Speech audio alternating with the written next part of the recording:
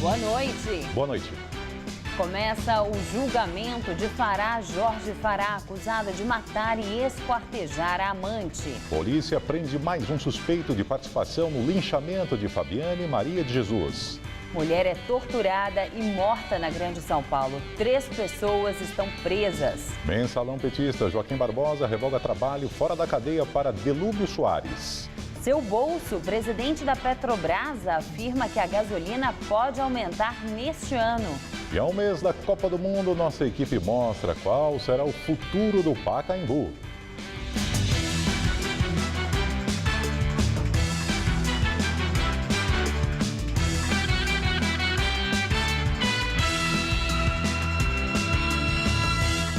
Começa o julgamento de Fará Jorge Fará, que matou e esquartejou a amante. A repórter Sabrina Pires está no Fórum da Barra Funda e tem mais informações. Juliana, o julgamento, que já foi adiado por 5 vezes, começou hoje ao meio-dia e continua até agora aqui no Fórum da Barra Funda. O júri, formado por 5 mulheres e 2 homens, ouve agora as testemunhas de defesa. Já foram 6, ainda faltam 2. Amanhã serão ouvidas as testemunhas de acusação. Agora, no terceiro dia, aí haverá o debate entre defesa e acusação. O ex-cirurgião Fará Jorge Fará, acompanha o julgamento. Ele que é acusado de matar e esquartejar a dona de casa, Maria do Carmo Alves, em 2003, quando logo dias depois do crime, foram encontradas partes do corpo dela no carro do médico. Ele acabou sendo preso, mas conseguiu responder em liberdade. Em 2008, ele foi condenado a 13 anos de prisão e depois conseguiu anular o julgamento. Apesar de ser réu confesso, ele já disse que cometeu o crime por um surto psicótico e alegou legítima defesa. Conversei há pouco com o marido da vítima, que prestou depoimento agora à noite e disse que está confiante em uma condenação do ex-cirurgião. Vamos ouvi-lo. Eu acredito que dessa vez vai ser diferente, que realmente a justiça pese para o lado dele. O juiz está se empenhando mais não dizer que o da primeira vez não se empenhou, é claro, mas eles conseguiram anular todos.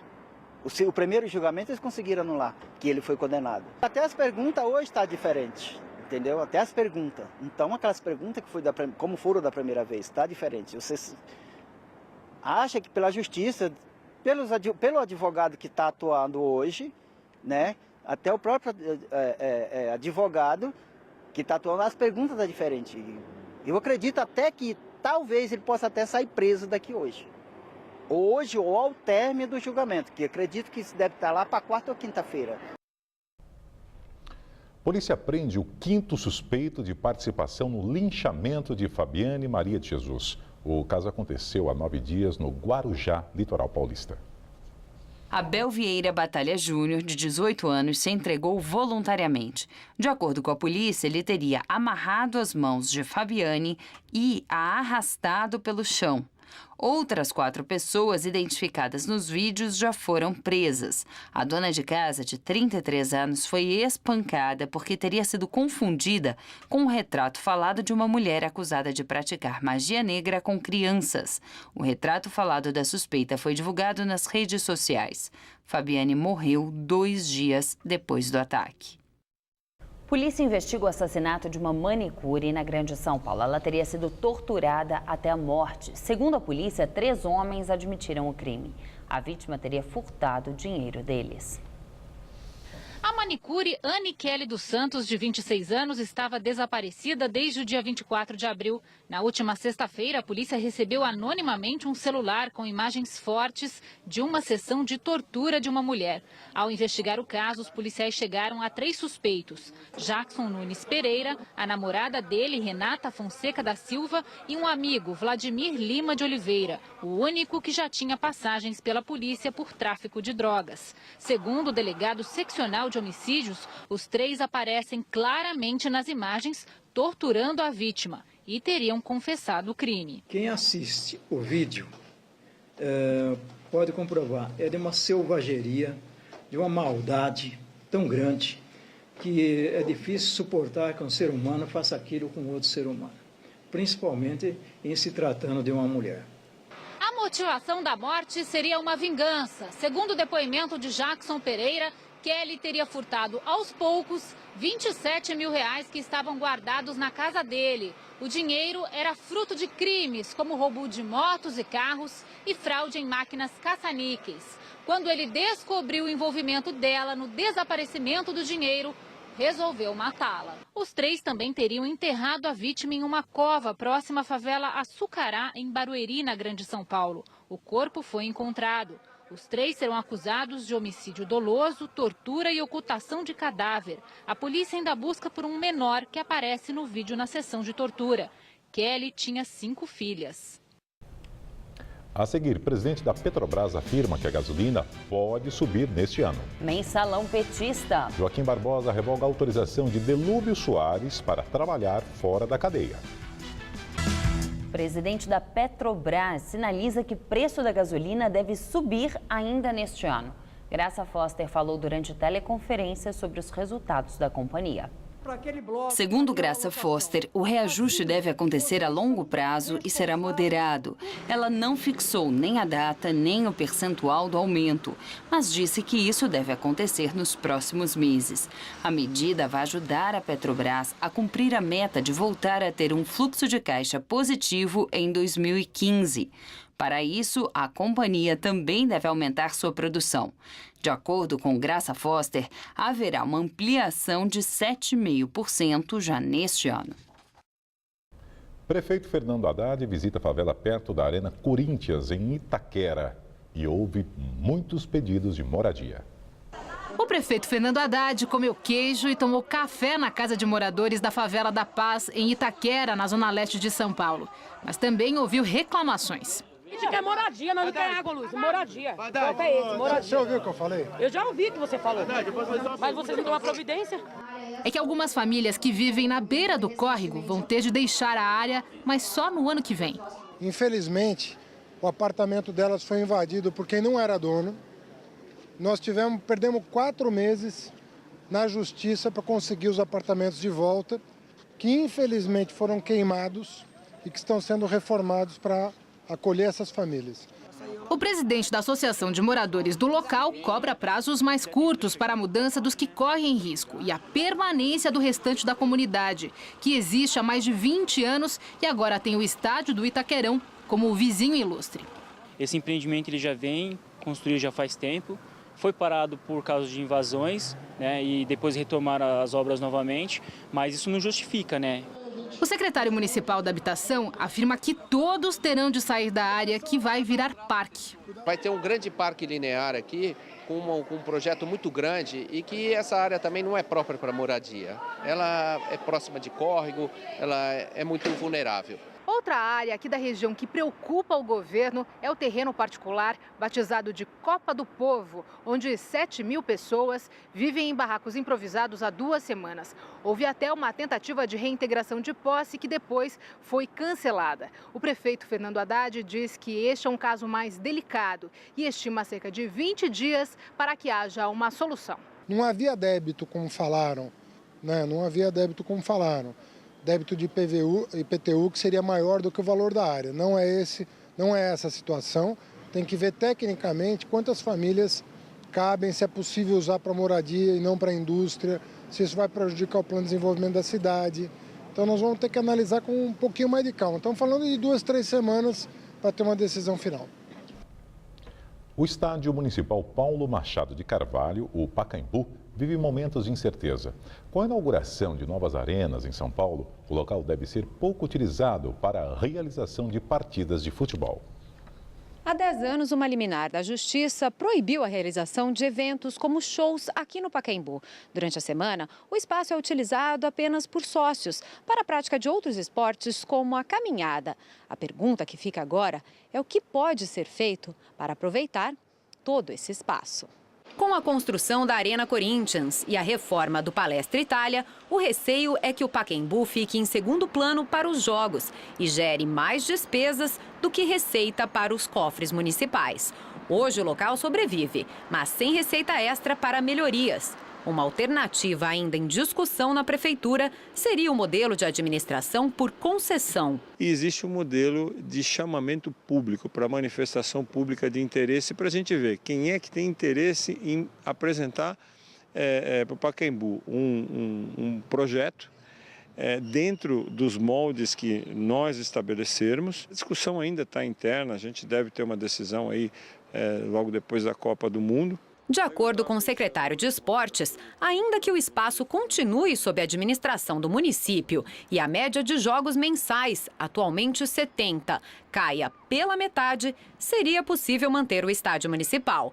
E avalia a possibilidade de sediar eventos de outras modalidades esportivas. A gente pode trazer para cá, quem sabe, uma final do Brasil Open de tênis, seria muito legal. A gente pode trazer para cá uma final da Liga de Vôlei, a gente pode trazer para cá o UFC, desde que acabe num horário interessante. Inaugurado o novo terminal do Aeroporto Internacional de Cumbica, em Guarulhos, na Grande São Paulo. Com 192 mil metros quadrados, ele é exclusivamente internacional e vai dar ao aeroporto a possibilidade de receber mais de 12 milhões de passageiros por ano. A estrutura é moderna, com 27 esteiras, 350 câmeras e mais de 100 lojas. Mesmo assim, o projeto recebeu críticas. Passageiros reclamaram de esteiras e elevadores quebrados, além da ausência de cadeiras nos saguões e falta de água nos banheiros. A Gru Airport, que administra o aeroporto, informou que está registrando todas as reclamações e que o Terminal 3 está sujeito a ajustes, como qualquer obra desse porte. Já sobre a falta de bancos, afirmou que isso já estava previsto no projeto, mas admitiu reavaliar a questão, dependendo do funcionamento do local nos próximos dias. E a ANAC vai multar empresas aéreas que não cumprirem horários de pousos e decolagens. O anúncio foi feito nesta segunda pela Agência Nacional de Aviação Civil, ANAC. O novo regulamento para o uso dos horários de pouso e decolagem nos aeroportos prevê a aplicação de multa de até R$90 mil para empresas infratoras. As penalidades começarão a ser aplicadas durante a Copa do Mundo no Brasil, em junho, mas seguem valendo depois da competição, de maneira permanente. As regras valem tanto para aeronaves comerciais quanto para os jatinhos. No caso de um avião estrangeiro, o descumprimento do horário pode levar ao cancelamento da autorização para operar no país. Para impedir contratempos em viagens, agências de turismo investem na contratação de um profissional qualificado. É o Personal Travel, que muitas vezes acompanha o cliente na viagem. Você já teve algum problema na hora de viajar? Nós fomos para Paris, a gente perdeu o avião. A gente foi num hotelzinho no centro da cidade lá, que o pessoal fica hospedado mesmo. Eu achei que aí valeu. Eu acho que esse foi um grande imprevisto, mas na hora estressou muito, até choramos. E que tal um profissional para planejar, acompanhar sua viagem, prestar atendimento personalizado e resolver esses imprevistos? Foi isso que a Inês fez. Ganhou uma viagem das filhas e realizou um cruzeiro do Rio de Janeiro até a Europa com uma amiga. Durante 28 dias, conheceu vários países e voltou de avião, tudo acompanhada por um personal travel. Se dá um problema, você tem a quem recorrer. Tá? De qualquer forma, você sabe que tem alguém ali para te apoiar. Nós chegamos, a nossa reserva tinha caído, né, porque não fizemos o pagamento antecipadamente, e ele se predispôs a resolver imediatamente. Então, ele fechou outro hotel com valor inclusive abaixo do que nós tínhamos, né, no nosso pacote. E foi muito bom, ele deu uma força muito grande. Um personal travel pode até viajar com algum cliente caso ele queira, mas na maioria das vezes o mais importante não é a presença dele, e sim como a viagem foi planejada. Toda a formulação da viagem, desde a documentação necessária, visto, até tudo que o cliente pensa de fazer essa viagem, então nós organizamos. Contratamos todos os serviços, desde a parte aérea, todos os serviços locais, os ingressos para show. Regina também é personal travel. Profissional atenciosa, ela diz ser natural cuidar de cada detalhe da viagem. Gosto de montar a viagem para o cliente, então de entender o que ele quer e sugerir um roteiro. E aí você vai formulando o roteiro de uma forma tão completa que você, sem perceber, você se transformou num personal travel. E você, contrataria um profissional desses? Se valer a pena o custo-benefício, né? Seria legal, até para as pessoas que já têm mais idade, né? Não quer se preocupar muito com isso. Não haveria necessidade, não, porque hoje o mundo está globalizado, todo mundo se entende. E eu acho que é sempre um custo a mais que você poderia aproveitar de outra forma. Além dos custos normais da viagem, como passagem e estadia, o Personal Travel cobra, em média, uma diária que pode variar entre R$ 600 e R$ 1.500. Mais uma polêmica envolvendo a Feira da Madrugada, que fica na região central de São Paulo. Por determinação da Prefeitura, a feira seria fechada temporariamente. Mas o local abriu normalmente nesta segunda-feira. Os comerciantes conseguiram uma liminar na Justiça e a briga deve continuar porque o governo municipal informou que irá recorrer. A Prefeitura tinha determinado o fechamento temporário da feira com a justificativa de haver um número grande de boxes ocupados indevidamente. Segundo a administração municipal, só poderão utilizar o espaço os vendedores que tiverem a posse do termo de permissão de uso, o TPU.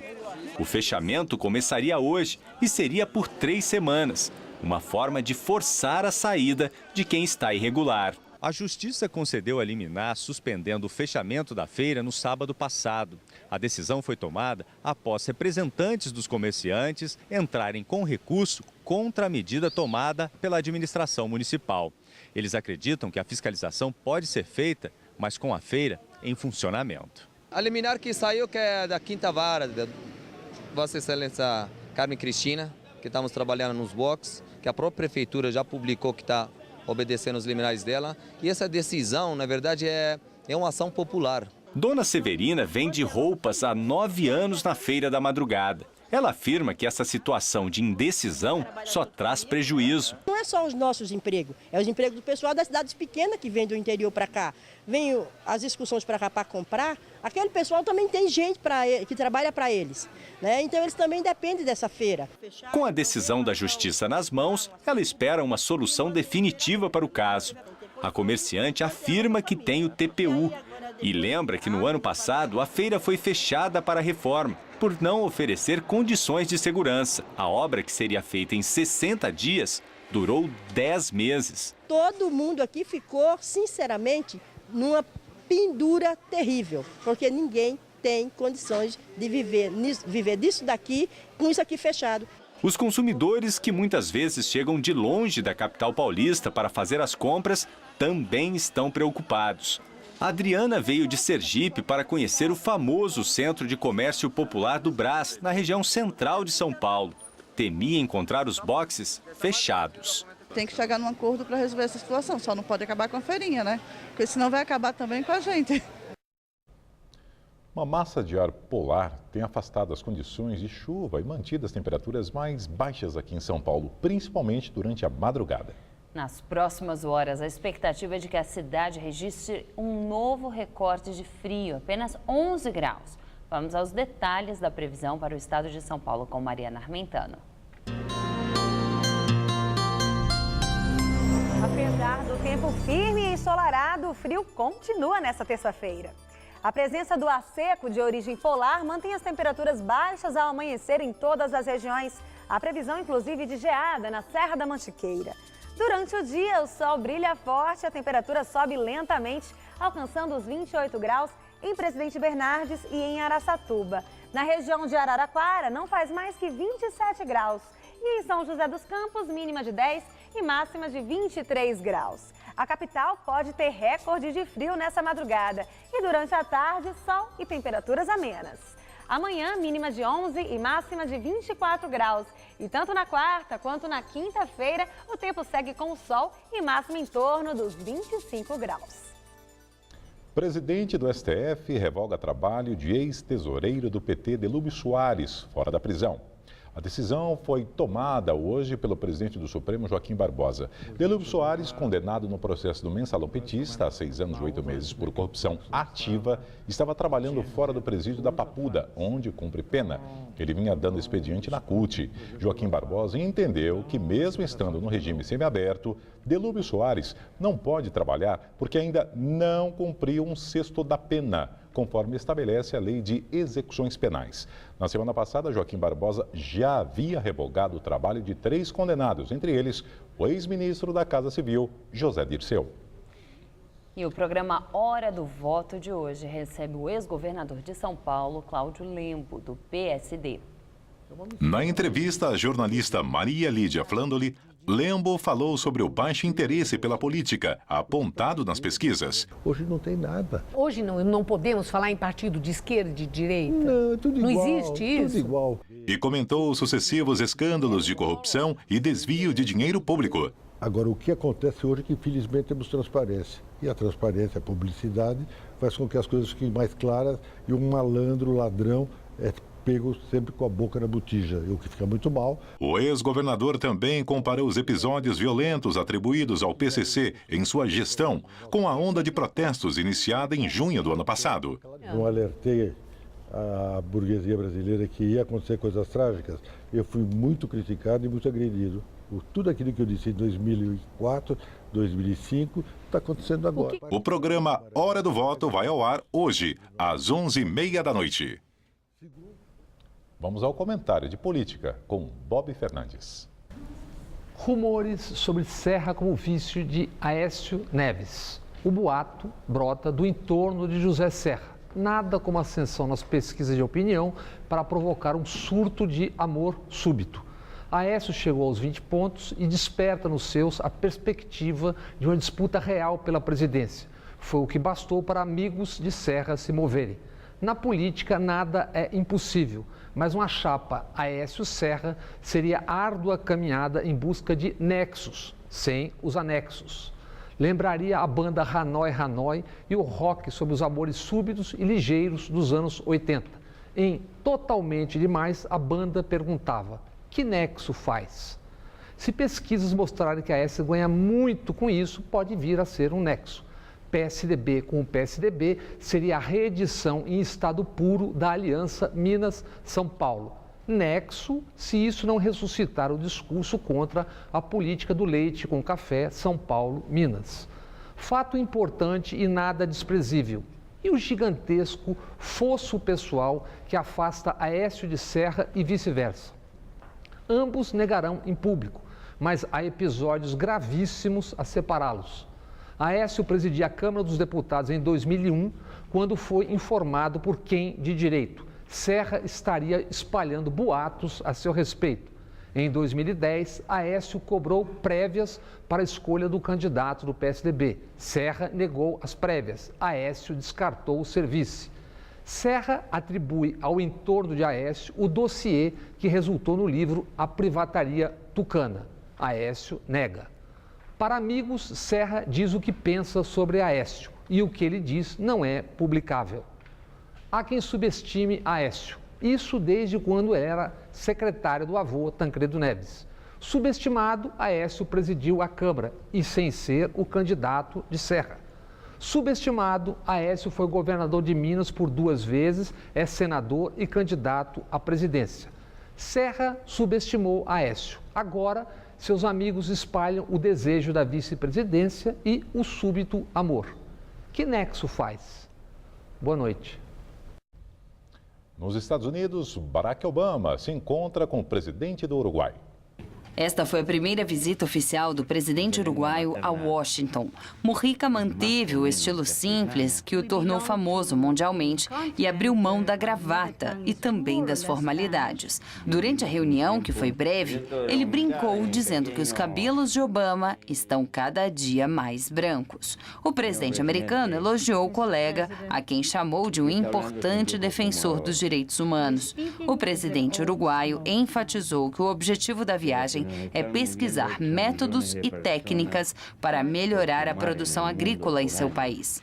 Obama declarou que os dois países têm interesse em expandir o comércio bilateral e promover intercâmbio de alunos e professores. A edição das 10 do Jornal da Gazeta termina aqui. Boa noite. Fique agora com o Rony Fon no Todo Seu. Uma boa noite e até amanhã.